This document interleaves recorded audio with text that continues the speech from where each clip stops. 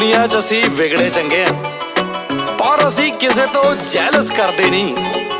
ਬੇਬੇ ਨੂੰ ਕਿਹਾ ਸੀ ਗਰੀਬ ਜੰਮੇ ਜ਼ਰੂਰ ਆ, ਪਰ ਗਰੀਬ ਮਰਦੇ ਨਹੀਂ। ਬਾਪੂ ਦੇ ਕਹਿਣ ਤੇ ਸਾਲਾਂ 26 'ਚ ਵੱਡੀ ਕੋਠੀ ਨਾਲ ਖੜੀ ਗੱਡੀ ਕਰਤੀ ਆ।